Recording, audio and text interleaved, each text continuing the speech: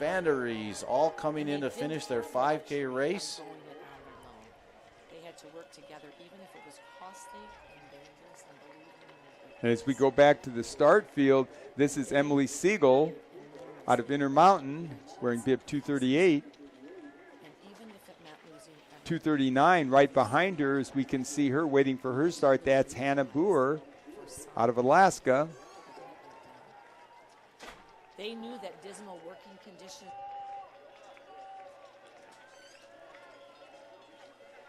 Hannah's on course. The next skier to begin her race will be Haley Schmidt out of High Plains. There's a shot of the finish line coming across 164, Madison Morgan. And now it's going to be closer than it was a couple meters ago. Claire Walkler looks like she did still hold on and beat Jenna DeFalco, but behind them, Hannah Rudd is coming across into the finish line. You can see her pink uniform as she double pulls into the finish. And there's that shot, you know, you almost feel a little bit guilty watching as they make it to the top of that hill, and they just look gassed. This is 244, Ursula Volz. She's on course from Far West, the Auburn Ski Club. 243, Amanda Kautzer, Midwest skier racing for Lopik Nordic.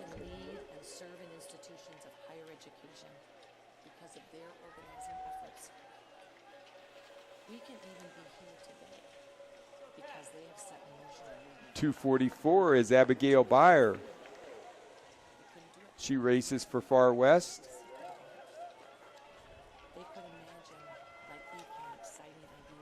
A lot of activity here this morning at the Telemark property in Cable, Wisconsin at the 2016 Junior Nationals. Getting ready to start her 5K race. That's bib 245, Kelly Peregrine racing for Great Lakes. Kelly's going to be followed on course by Sadie Fox. And Sadie's an Alaska skier. She's got the glitter, the bandana, and the name on the hip. So you can see here the ladies are really starting to cross the finish line in big numbers. Leah Brahm comes across. Katie Feldman from New England comes across. Maddie Donovan from Rocky Mountain. Maddie Watts from Midwest crossing the finish line right there. And quickly going back to the start, that was Lydia Stroll who just went on course, and she's going to be chased by Eleanor Hamilton in bib 248. From the Far West team getting ready to start her race here this morning.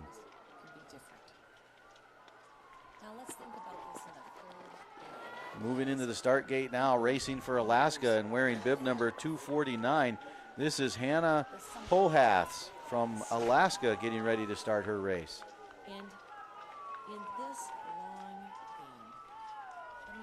Behind that, we've got bib number 250, Bree Parker, racing for the Far West. Bree's getting ready to start her race. You can see the goggles. The sun is shining here today, warm temperatures. Great racing, fast times. Great day at the 2016 Junior Nationals. And this is the last of our starters in the U18, U20 category for women, Alex Heisler. And as you point out, James, these young ladies are doing a one lap of 5 kilometers with lots of climbing. So now all of our competitors are on course. They've all started, so we'll transition now into watching the finish area and that spot on top of the hill as they make that transition from the long climb to the fast descent down into the stadium area. You can see the ladies here as they're finishing looking a little gassed, a little exhausted. But as they get to the top of the hill, that was bib 182, Brooke Dunnigan. You can see Brooke there on the left-hand side of the screen in the tuck position, making her way down to the bottom of the hill, making that right-hand turn. At the same time, we've got bib 171, Hannah Strenz from New England coming across the finish line. And behind that, you've got 2 racers going at it pretty hard. Who's it going to be, Hannah Halverson or Magdalene York? Looks like Hannah is going to hold on to just barely edge out 176 Magdalene York. Like Renee says, it's not easy to hear you are beloved in a world that's filled with voices that whisper, you're no good, you're not competent, you're really nobody. Now coming across the finish line, I recognize that Midwest uniform. That was Kristen Keller Miller. And Allison turns coming into the finish line. Behind them, Brooke Dunnigan crossing up there on top of the hill. They've got just a short little climb up before they start that straight stretch into the stadium. Double pull in there, really strong into the finish, Brooke Dunnigan. And James, we're about to start another of these events, and that's going to be the U16 women. There's a first of our U16 we see in our camera angle. A group of these U16 women, they're getting ready to start their race. The first one to go out will be wearing bib number 261. That's Gracelyn Shanny, and she's a Rocky Mountain skier. And so these U16 women are going to be doing the 5-kilometer course as well. And so the older men that went first this morning did 2 laps. Everyone else, it's 1 lap around this 5. All coming in to finish their races now. You remember that group of New Englanders that we sent out together? It looks like they're finishing together. Tegan Thorley coming across the finish line. Kaylin Woods from New England, from the Maine Winter Sports Center, coming in with a strong finish right there, as hard as she could across the finish line. Good, strong finish, and then down into the snow. Partly to cool off. Probably feels really good for them, to get down and let that snow cool them down. There's a shot of our U16 women. They're going to be starting shortly, so they're getting into that start gate area. Great group of volunteers getting them lined up, getting the chips on them, getting them ready to go. And those U16 athletes are the one that we're trying to get that extra experience at a major level competition like this. Jordan Floyd here we see coming across in front of the flags from the Rocky Mountain District, finishing as strong as she can in her 5K race. Kicks that boot across to hopefully get an extra second. And James, we've talked about the 10 districts that these 400 athletes represent, but one of the things we probably need to talk when we have the opportunity a little more about it is at the base of this pyramid is really the foundation infrastructure for the sport, and that are these clubs. And you and I have the start list, and we can look down and we can see what district these athletes come from, and occasionally we can also see the names of these basic clubs that are so supportive of developing our sport.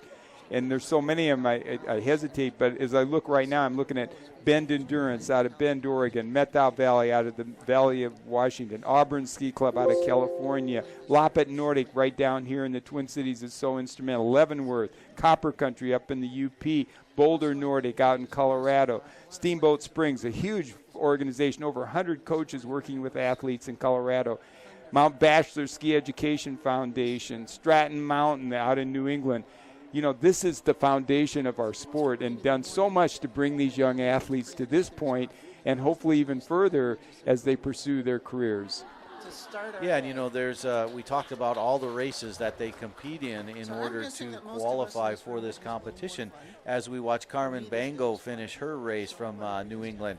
These athletes have competed all winter long at various races and competitions, earning points, hoping to make it into the top of their district's teams to be invited to come here and compete. This is really the pinnacle of their racing for this season.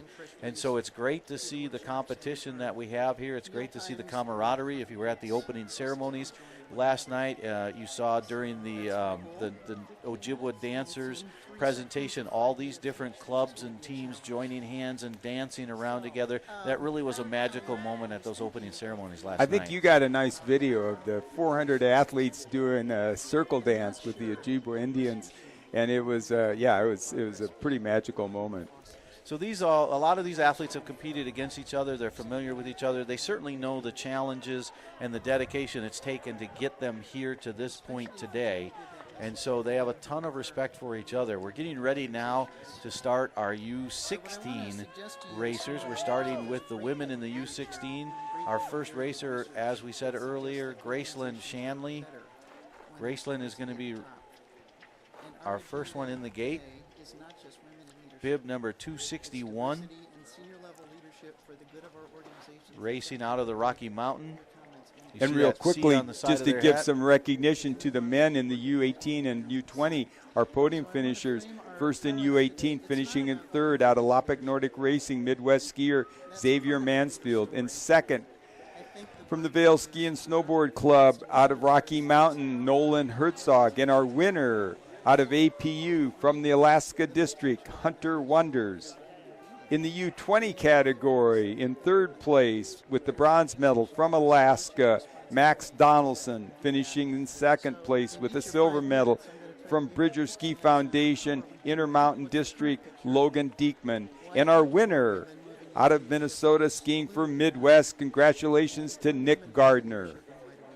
So here we're ready to go with the start of the women's U16 261 bib. Gracelyn Shanley from Rocky Mountain is out on course. We have started our U16 women's 5K race. Right behind her, bib 262, that's Anna Lehman from New England, getting ready to start her race here this morning.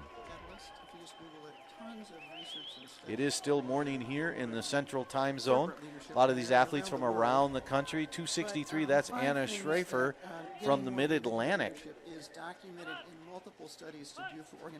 Anna getting ready to go. She kicks out that start wand and double pulls her way out of the start area onto the course as Heidi Bower from Alaska, wearing bib 264, moves into position in the start gate. And now a young skier who has quite a pedigree. This is Novi McCabe. Her mother, Laura McCabe, two-time Olympian Birkie winner, just was here and skied the Birkie 2 weeks ago. But no pressure, Novi. Have a good race. Novi takes off with a ton of energy. You can see that there's a pedigree there. Bib 266, this is Sophia Sanchez racing with the Far West District here at the Junior Nationals. Sophia out on course. She's going to be chased by in bib 267. Looks like maybe 267 is a scratch. Zoe Noble, for some reason, not there. Could be that she scratches the race or she just wasn't there on time. We don't know that exactly yet, but now moving into the start area wearing bib 268. This is Kelly Koch racing out of the Midwest. Somehow, from my perspective, I'd say we're seeing... Talk about no pressure. If you ski and your last name is Koch, that by itself creates a little pressure. Automatically. Now from the Pacific Northwest wearing bib 269, Hadessa Lebour getting ready to start out on course. There's a very deep-seated belief, as Jimmy Carter says, and this is his own words out of this book. She's going to be followed by Janae Rasmussen, Intermountain skier, wearing bib 270. Rasmussen not from Hayward and Cable. Well, there's only about 200 in the area, I think. That's true. Now from the Great Lakes District wearing bib 271, Annabelle Needham getting ready to go out. Annabelle Needham out on course here in just a second. There goes Annabelle.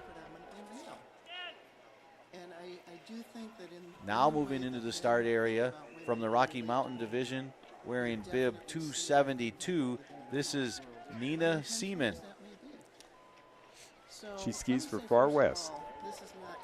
So again, these are U16 racers, and so they're getting some much-needed experience here at a major competition. 273 is Sadie Cotton, Rocky Mountain skier from Boulder Nordic.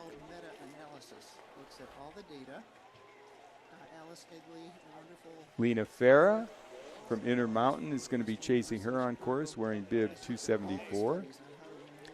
Lena has quite a pedigree as well. Her dad, John, is the director of high performance for the U.S. Para-Nordic division. He's been here for competitions 3 of the last 4 years with the Paralympic team. 275 is Avery Harrington. She races for Rocky Mountains in that big club in Steamboat Springs, Colorado. Kelly Young, 276, is a New England skier. Is not a one-string fiddle. We need more women in leadership, which won't get us very far. Abigail Jarvin is a Midwest skier from the program at Ashwaubenon. That is a great, strong program at the high school level. And I'm sure most of you have read Lee and Tapping the Entire Pool. The laws of economics... 278 is Margaret Gellert. She's an Alaska skier. And then you'll see off on the left wearing bib 267, that's Zoe Noble. Zoe's going to be starting in between these next 2 starts. So Margaret Gellert from Alaska heads out, 278. And then there goes Zoe. Behind Zoe, Charlotte Ogden from the New England District wearing bib 279, getting ready to start her race here this morning as well. people get in the race, more records will Following her on course will be power in that quote. So how are we doing? bib number 280, Books, Annie McColgan. 2012 Annie's out of Far West, the Sugar Bowl Academy. shirt that I took out of her book. But you can see 281 is Lexi Madigan, like this every year. The majority of women Far are West not at the skier. top. The majority of women are halfway down or in the lower half of our organization. 282 is going to be My Ezra concern is Smith. that women tend to be very As we responsible, watch Lexi go on course, now this is stay late, work hard. Ezra races for the Rocky Mountain district here at the competition. Again, they're competing for points for their district as well as individual points. So the pyramid Isabella has Carr the from the majority Great of Lakes women district at wearing bib 283 middle gets to ready to bottom go out on of our course here today. organizations. And I just want to give you a quick snapshot. Some of you may have seen this from the American Council on Education. Just You can see conditions are warm. That track is starting to kind of settle down in there. Looks a little bit deeper than it was when we started a couple hours ago. 284 Mae Chalmers from New England getting ready to start her 5-kilometer trek around the Telemark Trails here at the 2016 Junior Nationals. very male, which means 285 is Addison Gibson of Alaska. and so they've released And I know this report conditions are changing, but I think for the benefit of all the athletes, they're not changing that dramatically. And as you've probably watched, James, some of the World Cup skiing, in fact, the last World Championships, we had a snowstorm come in, and so it made a huge difference whether you were an early or late starter. Today, I think a slight difference, but a fair course for all these young women. Reagan Duffy from the Midwest District heads out on course. And now moving in behind her wearing bib 287, that's Sophia Mazzoni from Intermountain. 2006, women have been earning more than 50%. But you're right, Dennis. The course does seem like it's held up pretty well. The temperatures have risen, but the snow is staying pretty good, and the conditions are a little different, but not drastically. Emily Robbins from High Plains wearing bib 287, getting ready to start out on course. Piece about the stats on Yeah, it's really a testament to the groomers and the guys that have worked on this course and gotten these conditions in the best possible shape they can be. Obviously, weather certainly plays a condition in outdoor sports. As 289 Greta Scholes from Pacific Northwest starts her trek here this morning. as much as men Bib in 290 is worn by Emma Nelson. The fact is we've been Alaska about skier. 26% women presidents in the United States for a long, long time. And where are most of those women? They're in the community colleges. They're in You the know, women's a lot of colleges. times in these ski events and stuff, you get those really, really cold temperatures, and you see the icicles forming on the facial hair of the men, and it just looks so cold. I And think you worry about sunscreen is frostbite the and critical stuff. ingredient Yeah, I today. think they're wearing some suntan lotion out there today. Annabelle Hagan from Intermountain wearing bib 292, getting ready to start. I wonder if the racers prefer this warmth versus extreme cold. Obviously, their favorite is something in between, but I wonder if the really warm or the really cold is a preference of theirs. Governing boards. Who Waverly Gebhardt from Rocky Mountain wearing 293 starts out on her race here this morning. It's an interval start 5-kilometer race that we have going. These are the U16 women. Bridget Donovan from the Rocky Mountain Division wearing bib 294 starts out on This is course. interesting. Going back to your question, I'm going to surmise that the athletes probably enjoy the warm weather. The wax technicians are hating it. 31%. Yeah, they looked pretty frantic there this morning trying to get these conditions just right. 295, that's Ella Kuzik from This was just a from men outrun women Far in West college heading out. institutions Siri for Bohasic from Midwest is getting ready to head out, 296. institutions at an average You know, really, these skiers really do thank their wax techs profusely because they can make the difference in a lot of these competitions, and they're constantly out there checking the temperature and snow conditions. And Sydney Palmer-Legger from the Intermountain is really hoping that her wax tech's got that ski just right. She's wearing bib 297. If the first couple of feet mean anything, it looks like they did. She left that gate pretty fast. that looked at 298 just is the Maggie facts Borges. from the 2010 Maggie's tax out of returns of Mid-Atlantic. organizations that I was at a World Cup sprint many years ago in Austria. The winner came across. They ignored him. They picked up the wax stick and carried him on their shoulders around the stadium. Sarah Walters from Mid-Atlantic wearing bib 299 starts her race out this morning. The secular nonprofits. And you can see off as they're starting, you see some finishers coming in. Camille Sieben from Far West wearing bib 300. Starting her Junior Nationals competition here in 2016. First race of Junior Nationals here on Monday. We'll be back again on Wednesday for the sprints, and then competitions Friday and Saturday as well. And this is bib 301, Lucinda Anderson from Midwest. And an alarming concern about a lack of racial diversity. So only 10% of the female. Bib 302 from Rocky Mountain, Chelsea Moore getting ready to start her competition here this morning. So 2 quick slides. This is a graphic. The darker bars are people who are white. So you can see in, and then you've got racial ethnic groups. This ongoing format of events, we still have some U18 skiers in the women's category who are finishing. For example, Ursula Volz just came across. Anna Hall is coming into the finish line. But now about to start wearing bib 304 is Megan Thompson from Far West. Pay attention to this because this slide includes a lot of mom and pop. 305, Grace Bronstone from Far West gets ready to start her race here this morning. We had the U18, U20 men race already. The U18 women are out competing now, and now we're down to U16 ladies. This is number 306, Bjorn Bross, Alaska skier. No i znowu środek nie zagrał jak trzeba. Natomiast After we get the U16 women on course, the U16 men will be our final race of the day. Savannah Fazio from Intermountain wearing bib 307, staring intently at that start clock. She kicks that wand and heads out on course. And this is bib 308, Gemma Monk of the Pacific Northwest District. Around that tree. So again, a different racer out on course every 15 seconds in this interval start. So they're not exactly sure where they're placing. It's really an individual thing. They got to push themselves as hard as they possibly can. Getting ready to do that herself from Rocky Mountain wearing bib 309, Elizabeth Harding heads out on course. Nice strides there, good posture as she heads out. This is Phoebe Sweet out of New England wearing bib 310. Well, you are right. You should have bought stock in that glitter. I think almost every lady I've seen has glitter on their cheeks.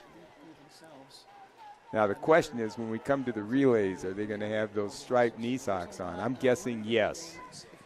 Bib 311, Emma Cease from Alaska heads out on course.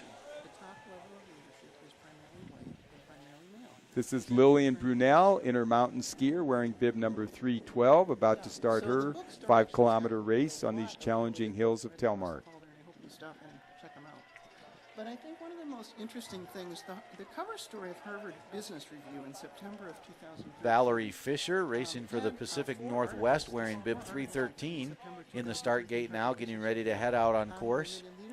Again, they're racing around, as you mentioned earlier, what was an alpine ski course, so a lot of hills here today. Fortunately, downhills, but uphills as well. A lot of transitioning. They're being tested in every aspect of Nordic skiing.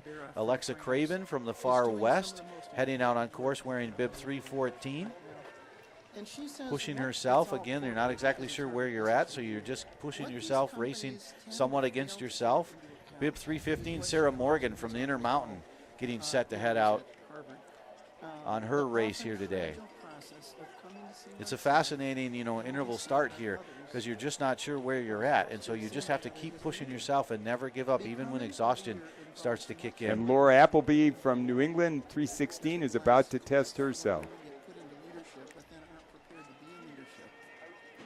So as you mentioned, you can kind of see if you're ahead of some bib numbers or you get somewhat of an idea, but when seconds matter, you're not exactly sure where you're at. Avery Mosen from Alaska, bib 317, heading out on course, going to try to squeeze every second she can out of her race here today. How do people begin to develop a sense of Triana Wilmert from the Midwest Division, the home team, we'll call them here, 3:18.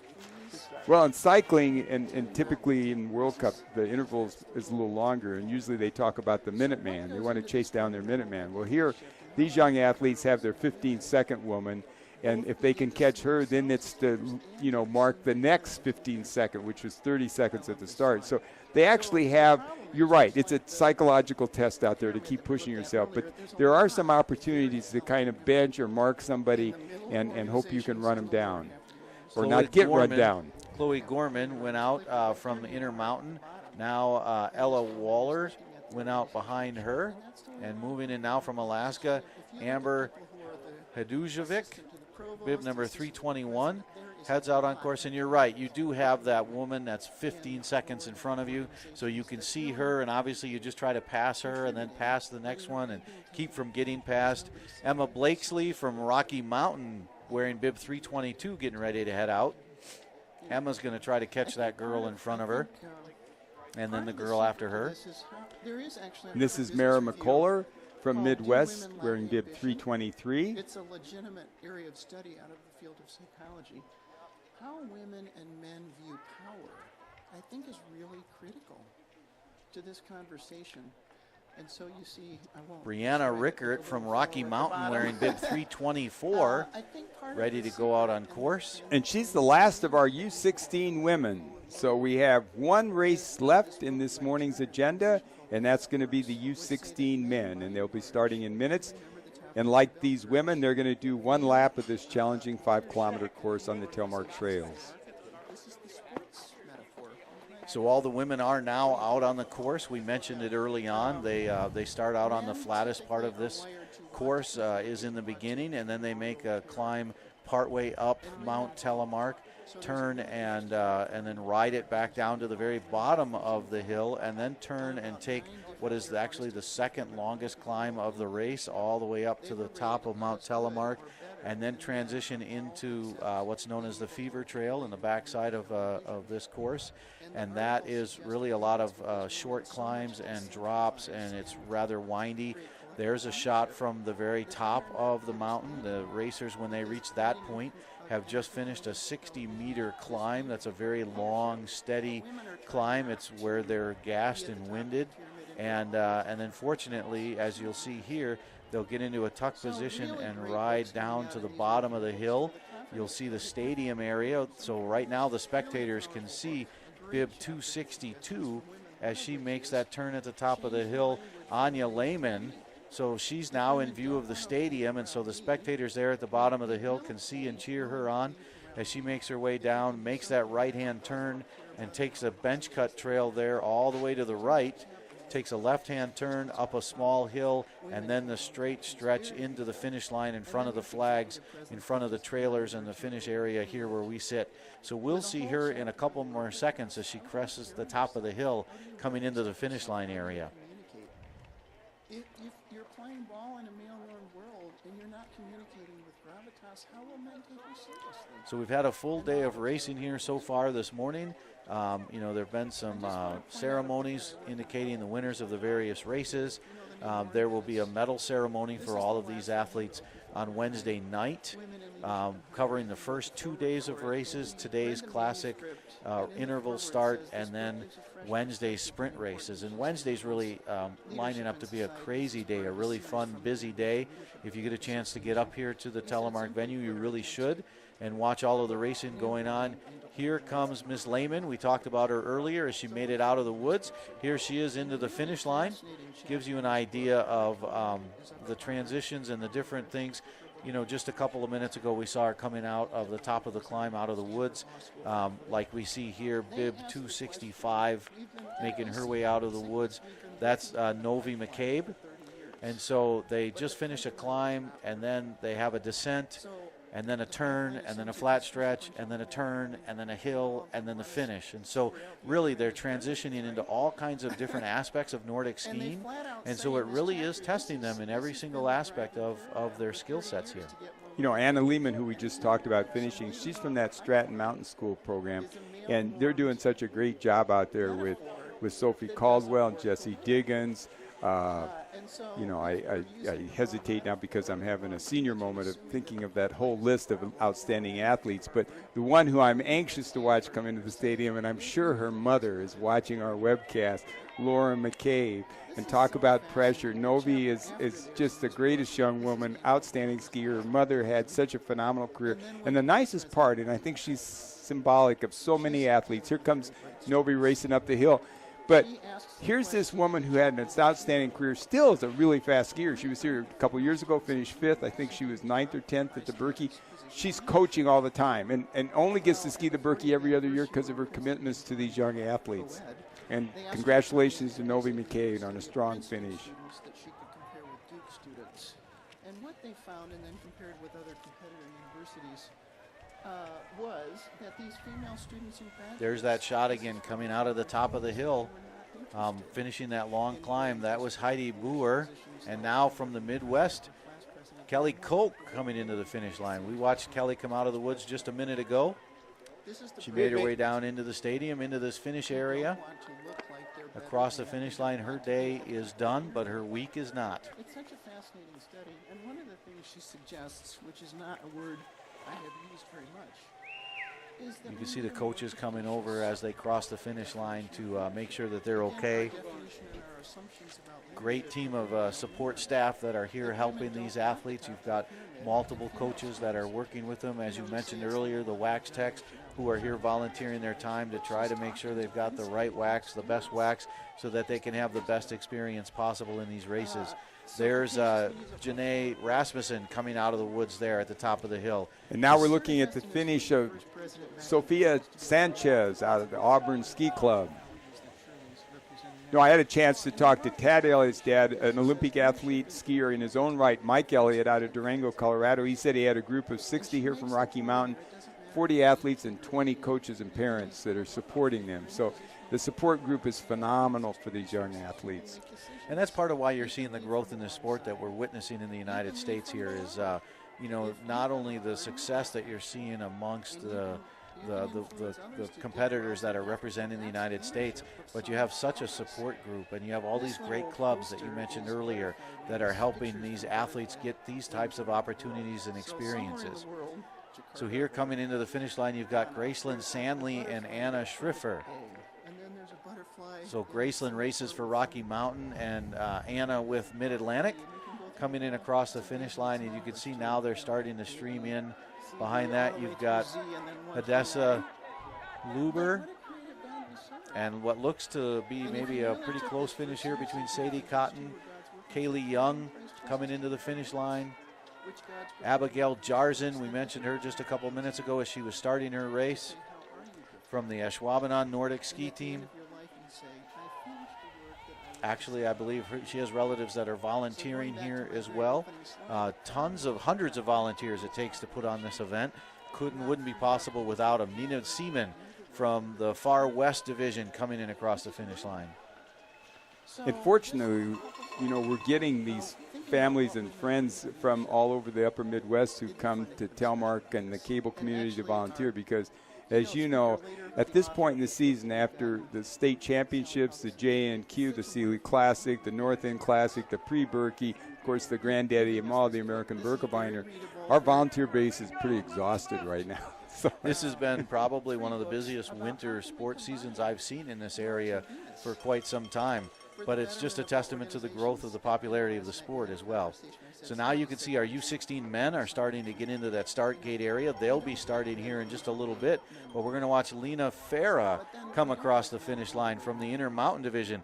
Lena's had a great year. I was talking with Beth Ann Chamberlain, who works with the Para-Nordic team as well, and she said that Lena has just been having a fantastic season.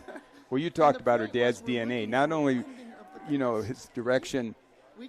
We got another skier coming across, Charlotte Ogden. So advocating for the benefits of but I was going to say, John is an Olympic cross-country skier in his own right for the U.S. May Chalmers from New England coming across the finish line. And then behind her right there, you see Avery Harrington racing for the Rocky Mountain. Giving it her all, coming across, double poling into that finish line area. And her teammate, Ezra Smith, is coming in just behind her. You can see in that center lane coming into the finish line. Now we get a shot of the U16 young men. They're anxiously awaiting their start. I perceive that to be a masculine. Margaret Gellert from Alaska coming into the finish line. And all these ones at the bottom. See, many of the qualities of an ideal leader. Collapses in exhaustion after crossing. Again, as we said, this is challenging these skiers in every aspect. Lots of climbs. You know, they may have come here thinking Wisconsin was going to be flat farm field, and they found out very quickly that was not the case. This is a great course. This is a worthy course for a junior national championships. And really, the racers that we've seen here this morning are giving their absolute all. Here, a great day of competition, and so they're not leaving anything out there on the course. The millennials. Well, the thing about cross-country skiing, it's such an aerobically demanding sport. You have to support yourself, and you're using your upper body and your lower body. And so if you look at cycling, swimming, running, not that all of them don't pose a challenge, but I think that most sports specialists would say that cross-country skiing is as demanding as any sport, if not the most demanding. So when you see these athletes fall down, they're just not having a dramatic moment in their life. They've skied themselves truly to exhaustion. You just watched Annie McCoglin from Pacific Northwest come across the finish line, pushing herself. And you can see there, as they get to the top of the hill, they've given everything they've got. You talked about, you know, saving a little bit in the tank for the finish, but not leaving anything there. There's a really strong finish from Reagan Duffy from the Midwest team as well. And you're right, they kick that ski across the finish line, and then you can see she almost looks wobbly, you know, as they start to slow down. They've been going so fast and so hard, and they cross the finish line and collapse in exhaustion. And now we've got the first of our U16 men going out, and that was bib 331. Really important for us today. There may be generational differences. We're quickly trying to find, yes, that was Dan Gronvelt, and he's going to be chased on course by bib 332, What are the barriers Samuel Schodebeck. that are still there? Now bib 333 slides into the start, Hans Pessel of Intermountain. Or excuse me, no, Sam Schodebeck is already on course. That graphic isn't quite right. That was 333 Hans Pessel. So again, this is an interval competition. Racers out every 15 seconds. Another shout out here. This is Garrett Butts from Rocky Mountain. His mother, former Berkey winner, Olympic athlete, Ingrid Butts. It's basically, you know. Adam Witkowski is about to start wearing bib 3.